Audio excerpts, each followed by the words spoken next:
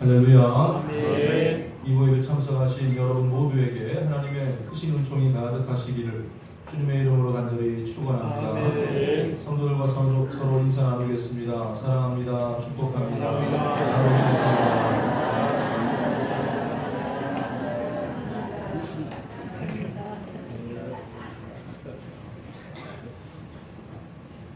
이번 한 주간 첫눈도 이렇게 풍성하게 내리고 오늘 아침 새벽에는 안개가 얼마나 짙게 들이었는지 염려도 되었지만 또 좋은 날씨 가운데 우리의 발걸음을 인도하시고 예배를 드리게 해주신 하나님께 감사와 영광을 돌립니다. 요즘엔 드무질만 과거에는 종종 이런 광고들을 전봇대라든지 담벼락에 또 신문에 이렇게 등장하는 것을 볼 수가 있습니다. 간단 명료한 문구인데 모든 것을 용서할 테니 돌아오시오. 혹시 보신 적 있습니까? 혹은 당사자가 되신 분이 있나요? 또 반대 입장으로 내 모든 잘못을 인정할 테니까 제발 돌아와 달라는 어떤 그런 내용들을 아마 보신 적이 있는 것 같습니다. 누구를 찾는 광고예요? 집 나간 아내를 찾는 그런 광고입니다. 어떤 문제로 또 오랫동안 남편과 아내가 후닥거리다가 아내가 짐을 싸들고 집을 나가버렸습니다. 한 사람 가족 가운데 빠졌을 뿐인데 그 빈자리가 너무나도 큽니다. 때마다 밥을 차려 먹는 일도 참 여간 힘든 일이 아닙니다. 엄마의 손길이 닿지 않자 애들은 신기하게도 금방 거지꼴이 되어갑니다. 손은 번질번질하고 머리는 다듬어지지도 않고 때묻은 옷을 입고 갑니다. 집안도 그야말로 쑥대밭이 되어버립니다. 도저히 남편이 견딜 수가 없어서 이런 광고를 해서라도 좀 돌아오게 해야 되겠다. 아마 그런 마음으로 전단을 붙이고 다니지 않았겠습니까? 집 나간 며느리를 불러드리는 것은 뭡니까? 있는지 모르겠지만 요즘 며느리들은 전화도 별로 안 좋아한다고 그러는데 어찌되었건 밖에 나가 있던 아내도 결국에는 신랑은 원수 같지만 그래도 아이들이 눈에 밟히고 이렇게 해서 결국은 또 돌아오게 되는 것을 종종 보게 됩니다. 신기한 일이죠. 잠깐 비웠다가 돌아왔을 뿐인데 금방 집은 환해집니다. 반짝반짝해지고 아이들도 반짝반짝해지고 애들이야 무슨 죄가 있겠습니까? 엄마 아빠가 다투고 그런 일이 벌어졌는데 엄마가 어느 순간 참 우울한 나날을 보냈는데 엄마가 돌아오니까 마음속이 그냥 환한 빛이 비쳐 들어옵니다. 집으로 돌아왔죠. 이 돌아온다는 것은 원래 있던 자리로 오는 것을 의미합니다. 있어야 할 곳에 모든 것이 잘 있을 때에 가정이든지 직장이든지 그 모든 것이 원활해지고 또 아름다워질 수가 있습니다. 이스라엘 백성들은 하나님의 큰 은혜를 입은 민족인데 하나님께서 특별히 택한 민족이었습니다. 그러니까 널 택한 민족에게 분류해놓은 것이 아니라 항상 하나님과 함께 해야 되는 그런 민족이라는 뜻입니다. 그런데 오늘 본문 말씀을 보면 그들의 지도자 모세가 하나님께 부르짖고 있습니다. 여호와여 돌아오소서. 여호와여 돌아오소서. 이 돌아오시라는 말은 어떤 뜻이에요? 지금은 함께 하지 않는다는 얘기죠. 지금은 떠나 계시다는 것을 말합니다. 그런 고백합니다. 집안 꼴이 말이 아닙니다. 우리 그냥 민족이 말이 아닙니다. 언제까지 떠나 계실 것입니까? 주여, 주의 종들을 불쌍히 여겨주세요. 제발 우리 가운데 돌아와 주세요. 모세는 애절하게 그야말로 외치고 있는 것입니다. 오늘 본문이 속해 있는 시편 90편은 전체 150편 가운데 유일하게 모세의 시로 분류가 되어져 있습니다. 성경 전체를 보면 성경을 기록한 이 저자들이 약 한 40명 정도 되는데 그 중에서도 모세가 가장 오래전 사람이 아니겠습니까?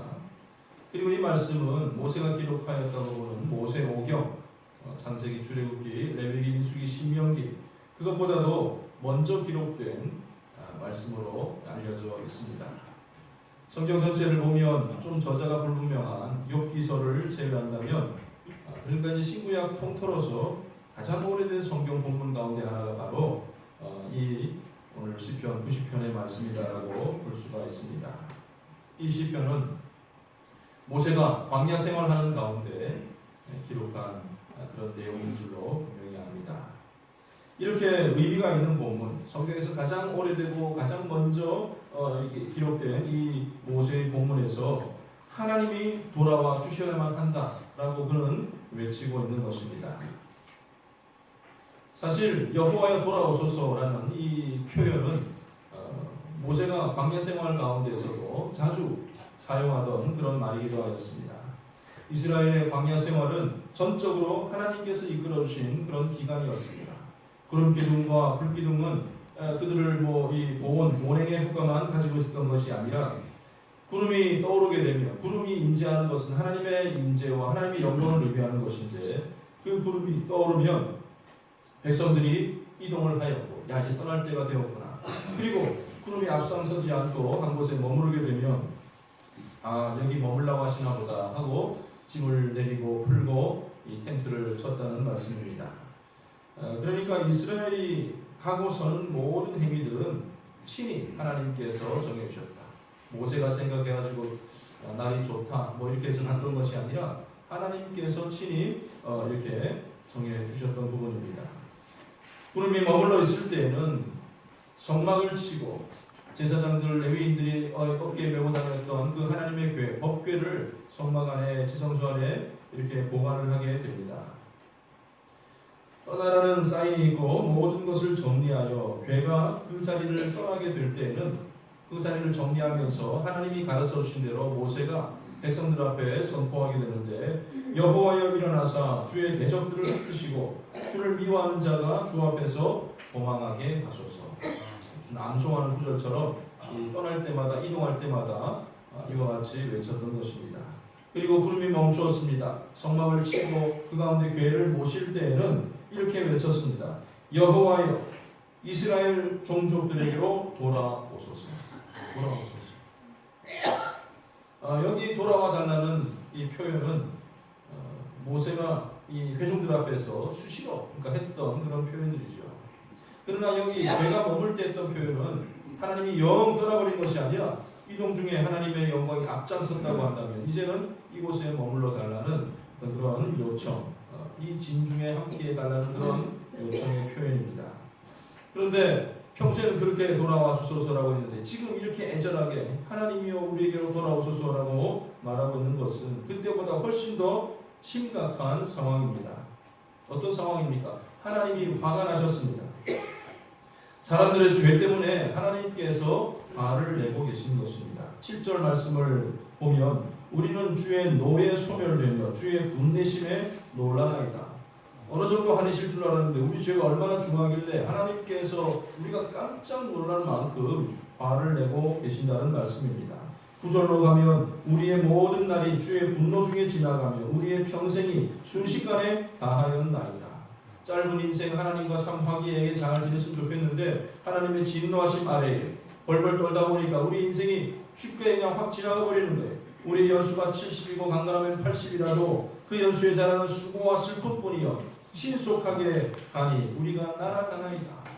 짧은 인생인데 하나님께서 이렇게 노하고 계시니 참 불안하기 그지없다는 것이죠. 11절로 가면 누가 주의 노여움의 능력을 알며 누가 주의 진노의 두려움을 알리까. 하나님의 두려움, 하나님의 진노를 모르겠다는 얘기가 아니라 너무나도 크고 중하여서 너무나도 큰 두려움이라는 것을 그들이 고백하고 있는 것입니다. 하나님, 모세가 하나님께 외치기를 하나님 이제 제발 노여움을 푸시고 우리에게로 돌아와 주세요. 하나님 없이는 도무지 안 되겠습니다. 지방꼴이 말이 아닙니다. 이 민족이 아무것도 안 되겠습니다. 라고 하나님께 요청하고 있습니다. 언제까지 노하시겠습니까? 하나님.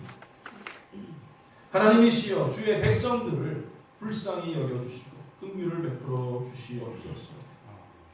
때가 꼬질꼬질하고 콧물 질질 흘리면서 앞뒤 못 가리는 이 백성들을 하나님의 자녀들이니까 그래도 불쌍히 여겨달라는 그런 요청입니다.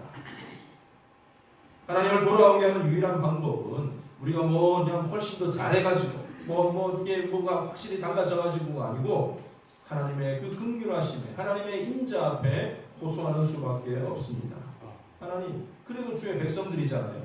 주의 백성들을 불쌍히 여겨주시고 우리와 함께 하시고 한 번 더 기회를 주시면 안 되겠습니까? 모세는 한 걸음 더 나아가서 이제 돌아와 달라는 요청에서 조금 더 나아가서 하나님, 그리고 우리 삶이 말이 아닌데 우리의 일생 동안 즐겁고 기쁘게 살 수 있도록 해달라고 그렇게 요청을 하고 있습니다. 그동안 충분히 괴로움을 당했습니다. 화도 당하였습니다. 해와 날이 갈수록 그것은 더 심해져 왔었습니다. 이제는 하나님, 남은 인생 기쁘게 살아갈 수 있도록 그런 날을 하나님께 요청하고 있습니다. 14절 말씀, 아침에 주의 인자하심이 우리를 만족하게 해달라고 요청합니다. 아침이라는 것은 왠지 우리에게 희망을 안겨줍니다. 그 저녁에, 그 전날 너무나도 큰 근심으로 잠자리에 들었지만 아침이면 뭔가 달라져 있을 것 같은 어떤 그런 느낌이 들지 않겠습니까? 또 아침이라는 것은 어둠이 다 사라지고 태양이 떠오르는 새로운 시점이라는 것을 우리가 깨닫게 됩니다. 또한 모세에게 아침이 더 특별한 것은 애굽의 재앙에 대한 경고를 할 때에 바로 왕에게 나아가서 하나님의 재앙을 선언하게 될 때가 대부분은 다 아침이었다는 것을 알 수가 있습니다. 10가지 다 아침에 갔다 되어 있지는 않지만은 몇몇 구절을 통해서 아침에, 이른 아침에 바로에게 나가서 하나님께서 행하실 일들을 행하는데, 또 그런 것이 이 암흑 같은 것은 밤에는 당연히 암흑이잖아. 낮에 아침에 가서 하루 종일 그런 일들이 벌어지고 개울이나 피나 또 혹은 메뚜기나 이런 모든 일들이 그 하루 동안 이루어졌던 것을 우리가 알 수가 있습니다. 그러니까 아침이라는 것은 그들의 대적들이 다 무너지고 새로운 희망이 떠오르는 그런 시간이라고 볼 수가 있는 것이죠. 그 아침에 하나님의 인자하심을 우리에게 보여주시고 하나님으로 인하여서 우리가 즐겁고 기쁠 수 있도록 해달라는 그런 간절한 요구를 하나님께 하고 있습니다. 그렇다면 이 시가 그저 그냥 불행 없고 행복 시작되어서 어려움 없이 잘 먹고 잘 살게 해달라는 그런 요청인가? 우리의 죄에도 혼내지 마시고 행복하게 살게 해달라는 그런 청원에 불과한 것인가? 우리를 기쁘게 해달라는 그런 요청은 그저 이 세상에서 잘 먹고 잘 살고 건강하게 행복하게 살게 해달라는 그런 요청이 아니었습니다. 모세는 우리가 진정으로 기뻐할 수 있는, 우리가 진정으로 기뻐할 만한 변하지 않는 그런 본질 두 가지를 하나님께 요구하고 있습니다. 우리에게 참된 기쁨을 줄 수 있는 그 첫 번째는 무엇이냐면 주께서 행하신 일들을 우리에게 나타내실 때에 우리가 기뻐할 수 있다라고 그는 말합니다. 바로 여기 16절 말씀, 주께서 행하신 일을 주의 종들에게 나타내시며, 하나님께서 우리를 위해서 행하실 때에 우리는 진정으로 기뻐할 수가 있습니다. 하나님께서 우리에게 어떤 행동을 보여주실 때에 우리는 너무나도 즐거운 삶을 살아갈 수가 있다는 말입니다. 모세는 누구보다도 하나님께서 행하신 일들을 너무나도 가까이에서 경험한 그런 사람이었습니다. 하나님께서는 모세 자신을 불러서 이스라엘 백성들을 구원하게 하셨습니다. 모세 스스로도 자기 자신을 보기에는 도무지 할 수 없을 것이라고 하나님 앞에 재차 3차 거절하였지만은 하나님께서는 다 늙어버린 모세를 사용하셔서 마른 막대기 같은 그 모세를 사용하셔서 이스라엘 백성들을 구원하여 주시지 않았습니까? 그냥 어렵습니다. 말도 못합니다. 내가 무엇이 간데 백성들에게 인정받지 못할 것 같습니다. 라고 근심이 가득하였지만 막상 하나님께서 일하시니까 능력의 도구로 자기 자신이 쓰임받았다는 것을 알게 되었습니다. 세상의 주관자로 군림하던 애굽의 바로 앞에 모세는 얼마나 초라한 존재였겠습니까? 어쩌면 서로가 아는 사이였다면 지금 시간이 지난 후 변해버린 모세를 보고 아마 비웃지 않았겠습니까? 저 거지 같은 노인. 그러나 그 앞에 당당하게 맞설 수 있도록 하나님께서 일하시니까 그와 같은 권세를 가지게 되었고, 모세를 통해서 바로를 징계하시고 또 도탄에 빠져있던 백성들을 이 모세를 통하여서 구원하여 주셨다는 말씀입니다. 여러분, 이 바로왕은 애굽에서뿐만 아니라 전 세계에 있어서 그야말로 신과 같은 존재예요. 살아있는 사람이지만 신적인 대우를 받는 사람이고 그야말로 신과 다름없는 그런 사람이었습니다.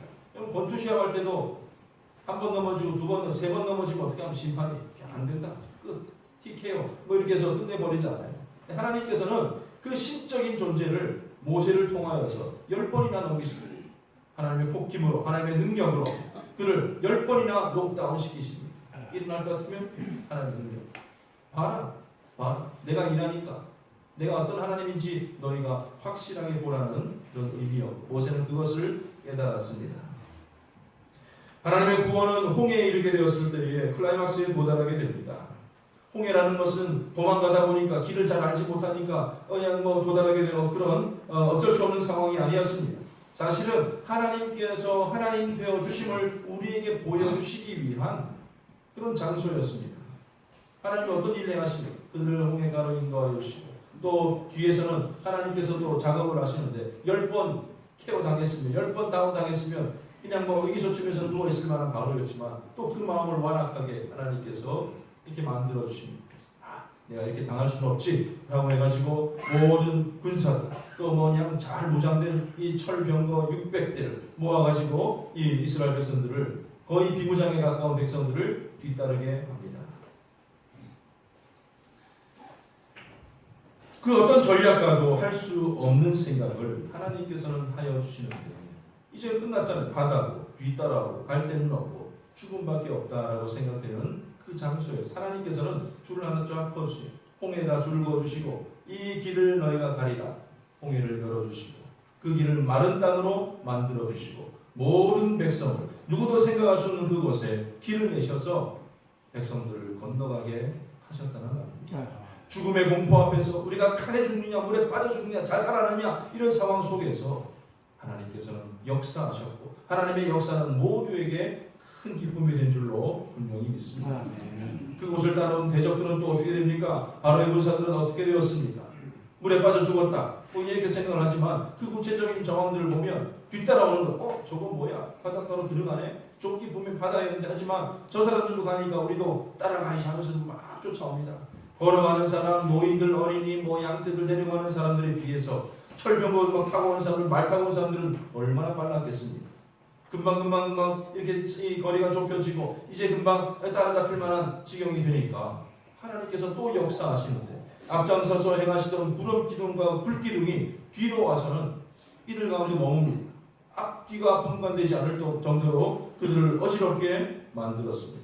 그동안 갈고 닦고 기름치고 고장 한번 없었던 병거들의 바퀴가 모조리 다 빠져나가 버립니다. 우왕좌왕하고 더 이상 나가지도 못하고 후퇴하지도 못하는 그 바로의 군사들 위로 바다가 다시 합쳐지게 됩니다.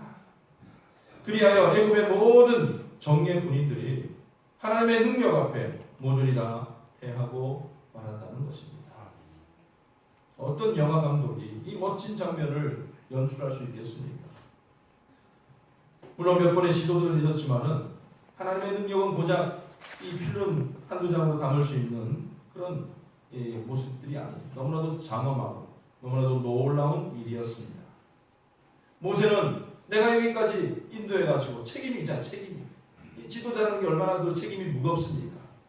내가 내 민족을 이렇게 다 몰살하게 되었구나. 근심이 가득하였겠지만 이제 하나님께서 행하신 그 일을 보면서 그는 노래합니다. 내가 여호와를 찬송하리니 그는 높고 의로 영화로우시며 말과 그 탄자를 바다에 던지셨습니다. 이어서 말합니다. 여호와는 나의 힘이시요 나의 노래시며 나의 구원이시로다. 그는 나의 하나님이시니 내가 그를 찬송할 것이요 내 아버지의 하나님이시니 내가 그를 높이리로다. 여러분 하나님이 역사하시면 우리의 근심이 바뀌어서 즐거움이 되고 우리의 두려움이 바뀌어서 참된 기쁨이 되는 줄로 분명히 믿습니다. 하나님은 이제 죽을까 이제 죽게 되어 있는 그 이스라엘 백성들의 마음을 변화시켜 주시고 상황을 변화시켜 주시고 승리자가 부를 수 있는 노래를 부를 수 있도록 하나님께서 참된 기쁨과 참된 즐거움을 허락하여 주신 줄로 분명히 믿습니다.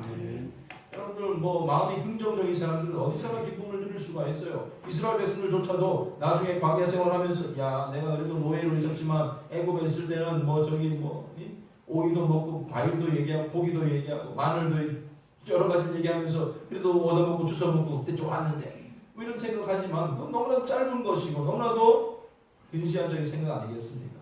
하나님이 주시는 불변하는 기쁨이요 하나님이 주시는 기쁨은 영원토록 지속되는 기쁨인 줄로 믿으시기를 바랍니다. 아멘.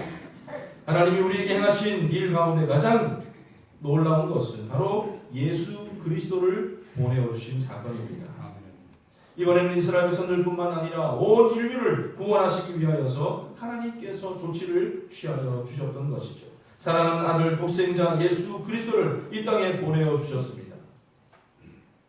죄로 인해 절망하고 야 내가 이제 죽게 되었다라고 생각하고 있는 모든 사람들을 대신하여서 우리를 대신하여서 주님께서 속죄의 제물로 십자가에 달려 돌아가셨습니다. 모든 죄를 이 땅의 모든 죄를 대신 짊어지신 것입니다. 이제 그를 믿는 자들에게는 하나님의 자녀가 되는 권세를 허락하십니다. 예수 믿는다는 것은 뭐 그냥 교회 다니 종교 하나 가졌다는 게 아니에요. 절망과 고난과 죽음의 어떤 그런 고통상 속에 살고 있던 사람을 참된 기쁨과 행복의 자리로 이끌어내어 주신 하나님의 놀라운 작업이라는 것을 잊지 마시기를 바랍니다. 아멘. 주 안에 참된 생명이 있고 그 안에 참된 기쁨이 있다는 사실입니다. 아멘. 이와 같이 하나님께서 행하신 일들은 우리를 기쁘게 합니다. 영원한 기쁨 가운데 머물 수 있도록 하나님께서 역사하신다는 말입니다. 세상 사람들도 기쁨을 말해요. 아유 뭐 젊을 때 놀아야지. 얼마나 재밌는지 몰라. 여행, 뭐 가고 싶은 취미생활 이런 것들에 몸담으면서 나름대로 재미있다고 그렇게 살아갑니다. 때로는 우리가 그것이 부러울 때도 있습니다. 그러나 그 모든 기쁨은 잠시 잠깐 사라지는 거예요. 내가 뭐 젊을 때 뛰어다니는데 지금 허리가 아파서 못해 이런 사람 숱하게 봤어요. 뭐 언제는 뭐 이렇게 많이 했는데 지금은 뭐 걷기도 힘들어 이런 사람들도 얼마나 많이 봅니다. 예수님께서 말씀하십니다. 평안을 너에게 끼치노니 곧 나의 평안을 너에게 주노라. 내가 너에게 주는 것은 세상이 주는 것과 같지 아니하니라. 너희는 마음에 근심하지도 말고 두려워하지 말라. 주님께서 허락하신 놀라운 평안, 하나님이 허락하시는 놀라운 기쁨을 소유하며 살아가는 믿음의 사람들 되시기를 바랍니다. 아멘. 그것을 사모하시기를 바랍니다. 또한 우리가 기뻐할 수 있는 두 번째 조건은 하나님께서 얻는 것도 있지만 우리 손이 행한 일로 기뻐할 수 있게 해달라. 모세가 그렇게 요청을 하고 있습니다. 우리 손이 행한 일이 견고하게 될 때 우리는 진정으로 기뻐할 수 있게 됩니다. 우리 사람이 그런 존재잖아. 하나님을 닮아있잖아. 내가 하는 일들이 다 해놨는데 부장님이 와가지고 이게 무슨 소리라고 해서 다 치워버려. 어떤 걸 내버려. 그럼 마음이 막 무너질 것 아니에요. 그죠? 내가 해놓은 일. 하나님께 간구하기를 주의 백성들이 우리의 손으로 행한 그 모든 일들을 견고하게 하사 아름다운 열매가 되고 내 삶의 보람이 되고 또 좋은 곳으로 돌아올 수 있도록 하나님 도와주세요. 그렇게 요구를 하고 있습니다. 사실 하나님도 우리의 손을 무가치한 것으로 만들지 않으셨어요. 아주 귀한 것으로 여겨주셨습니다. 하나님 우리에게 강권적인 은혜와 능력을 베풀어 주시지만 또 대부분은 우리 모든 일들을 우리 손을 통해서 이루신다는 것을 볼 수가 있습니다. 90을 하나님께서 놓으신다면 마지막 그 10%를 우리로 하여금 일할 수 있도록 보람을 가질 수 있도록 기회를 주신다는 말이죠. 만나와 메추라기를 보내주신 분은 하나님이시지만 가만히 벌리고 만나가 쏙쏙쏙쏙 들어오고 이게 아니잖아요. 나가서 그것을 수확하는 거두는 기쁨을 우리에게 허락하셨습니다. 한 호멜씩의 만나를 거두고 메추라기를 잡아서 그것을 뿌듯하게 감사하는 마음으로 먹을 수 있도록 하나님께서 역사하셨던 것이죠. 홍해를 열어주셨지만 그 가운데를 걸어갈 수 있도록 자동으로 여기서 뿅 그렇게 순간 이동한 것이 아니라 길을 열어주시고 그 기적의 현장을 우리로 하여금 걸어가게 하사 우리로 하여금 마음속에 기쁨과 감사와 견고함을 누릴 수 있도록 하였다는 것입니다. 비록 모세는 참여하지 못하였지만 가나안 땅을 정복해가는 일에 있어서도 하나님은 백성들의 손을 사용하여 주셨습니다. 가나안 땅의 첫 성이 어디였습니까? 여리고성. 여리고성 누가 무너뜨려 주셨어요? 뭐 어떤 의미로 맞는 말이지만은 자 한번 생각해 봅시다. 이스라엘 백성들이 하루에 한 번씩 돌고 오고 마지막 1회째는 몇 바퀴 돌아옵니까? 7바퀴 도니까 성아 여리고성 무너져라 하니까 어떻게 되었어요?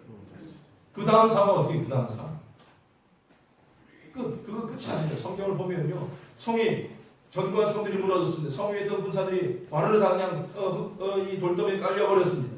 이미 사람들은 녹다운되고 하나님의 능력을 보고 마음의 두려움을 가지게 되었던 거죠.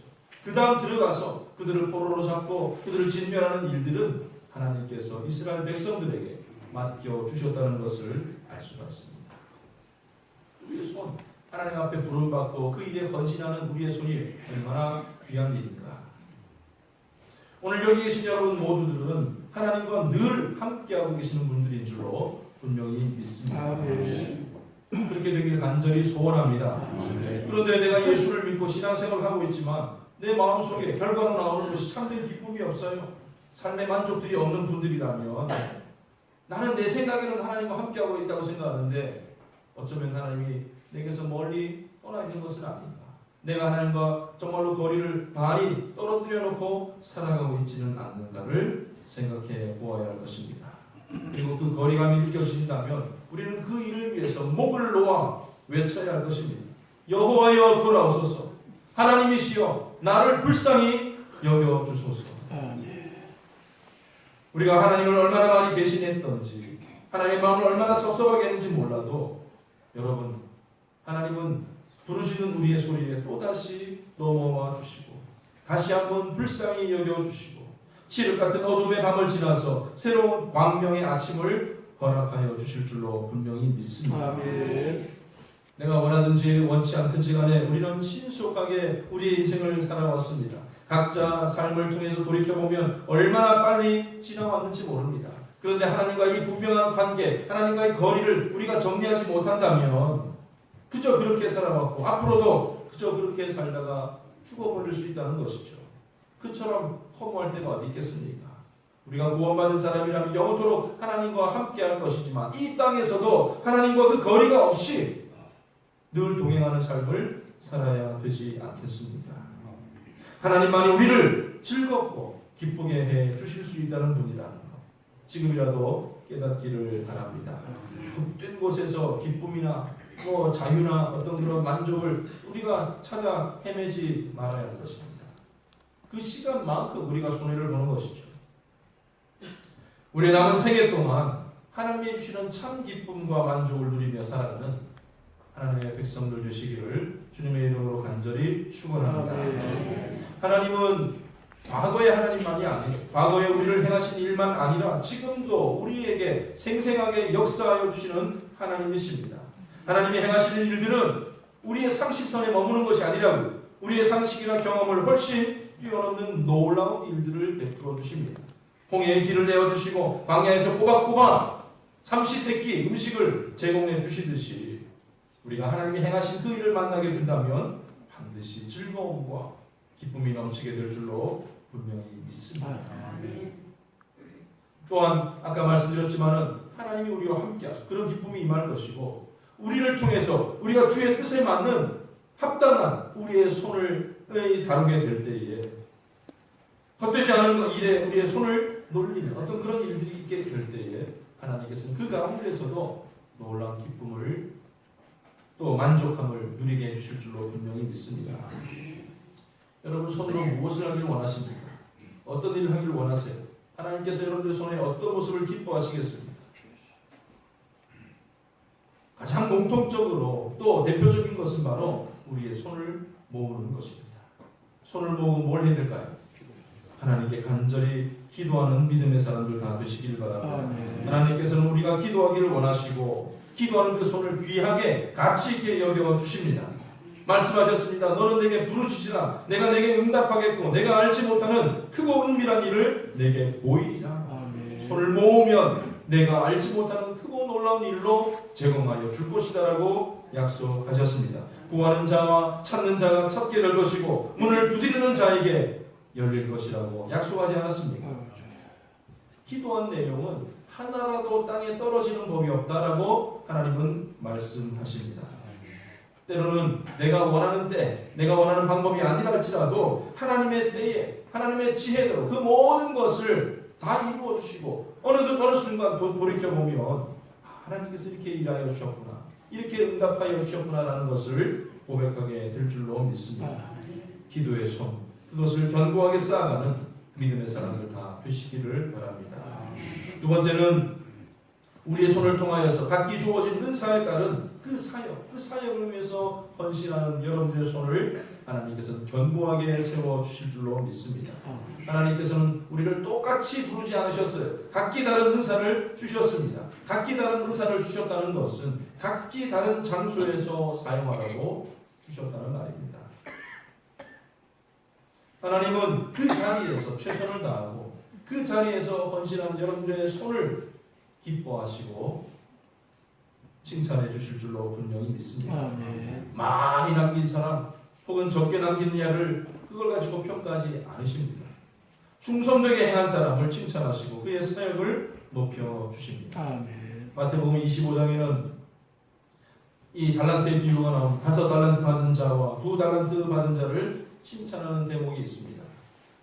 마태복음 25장 23절에 보면 그 주인이 이르되 잘하였도다 착하고 충성된 종아 내가 적은 일에 충성하였으면 내가 많은 것을 내게 맡기리니 내 주인의 즐거움에 참여할지어다. 아멘. 들어보셨죠? 아멘. 들어보셨습니까? 아멘. 자, 그럼 퀴즈 내려고 그러는데 이 말씀이 5달란트 받은 자를 칭찬하는 대목일까요? 아니면 2달란트 남긴 자에게 칭찬하는 부분이겠습니까?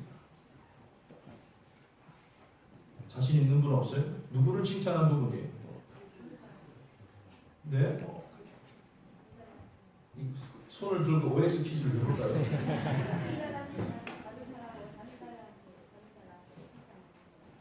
역시 성경 개관 잘하시다니까. 여러분 놀라운 이 대목인데 여러분 이 칭찬은 여기 23절은 분명 2달란트 받은 자에게 준 2달란트 남긴 자에게 준 그런 칭찬의 말씀인데 21절에 보면 5달란트 받은 이 남긴 자에게 준 칭찬과 토시 하나 틀린 것 없이 똑같다는 사실. 잘하였도다 착하고 충성된 조가 내가 적은 일에 충성하였음에 내가 많은 것을 내게 맡기리니 내 주인의 즐거움에 참여할지어다. 아멘. 즐거움에 더 많이 참여할지어다. 조금 덜 참여할 이게 아니라 똑같이 말씀을 하셨다는 것입니다. 한자도 다르지 않습니다. 각자 역량에 맞는 은사를 주시고 그 자리에서 그 일을 손을 부지런히 놀린 사람에게는 반드시 하나님의 칭찬이 뒤따르게 되는 것입니다. 여러분 교회가 큰 교회가 하는 일이 있어요. 그리고 혹은 작은 교회들이 하는 일이 있습니다. 뭐 재물이 많은 사람이 할 수 있는 일이 있어요. 또 그렇지 못한 사람이 할 수 있는 일이 있다는 거예요.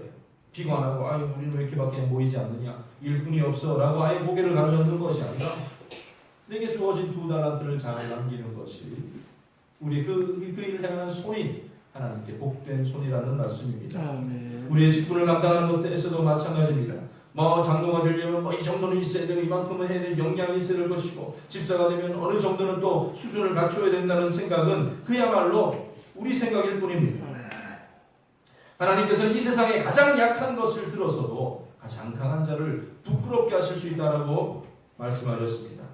여러분 우리 건강을 핑계하지 마시기 바랍니다. 물질의 부족함을 핑계하지 마시길 바랍니다. 나의 지혜의 부족함을 핑계하지 마시기를 바랍니다. 내가 있는 그 자리에서 충분히 행한 자를 하나님께서는 칭찬하시고 그가 행한 모든 일들을 견고하게 인정하여 주실 줄로 분명히 믿습니다. 아멘. 모세가 그랬잖아요. 모세가 20대의 젊은이의 혈기가 좀 조심스럽다면 모든 학문을 통달하고 잘 뭐 학위를 받고 이렇게 되었을 만한 나이 40대 얼마나 좋습니까? 청청하고 그때 부르셨어도 좋을 것 같은데 오히려 기운이나 맥이 다 빠져버린 80세 노인을 하나님께서 불러주십니다. 그나마 그 마음속에 있던 자기 민족을 사랑하는 마음, 패기와 용기까지 다 빠져버리고 다 달아나버리고 이제 두려움만 남아있는 늙은이를 불러주셨습니다. 그러나 그 사람을 통하여서 그 모세를 통하여서 나머지 40년을 기둥같이 우리 하나님께서 사용하여 주셨다는 말입니다. 흔히 땅은 정직하다고 말을 합니다. 부지런히 풀을 뽑아주고 뭐 양을 치고 땅을 가꾼 만큼 열매를 되돌려 준다고 합니다. 정직한 편이죠. 그러나 그나마도 흉년이 들거나 천재지변 앞에서는 아닐 때가 많이 있지 않습니까? 그러나 하나님은 그렇지 않습니다. 하나님은 우리의 손이 행한 일을 견고하게 세워주실 수 있는 유일한 분이십니다. 아멘. 그로 인하여서 우리에게 참된 만족과 기쁨을 주실 수 있는 하나님인 줄로 분명히 믿습니다. 아멘. 금년 안에 각자 나름대로 신앙생활을 해왔을 것입니다. 구체적인 사역의 현장들, 구역을 섬기고 구역 식구들을 섬겨왔습니다. 전도를 하였습니다. 때마다 주방에서 봉사하면서 성도들의 먹거리를 준비하였습니다. 또 이렇게 청소가 안 된 부분들을 우리가 빗자루를 통해서 걸레질을 통하여서 헌신하였습니다. 어린이들을 가르쳤습니다. 힘에 지나도록 헌금도 하였습니다. 육신이 연약해도 아파도 주의를 지키고자 노력하였습니다. 하나님께서는 여러분들이 행하신 이 모든 일들을 견고하게 해주실 것입니다. 우리가 행한 일들을 결코 잊지 않으실 것입니다. 헛되이 땅에 떨어지는 법이 없을 것입니다.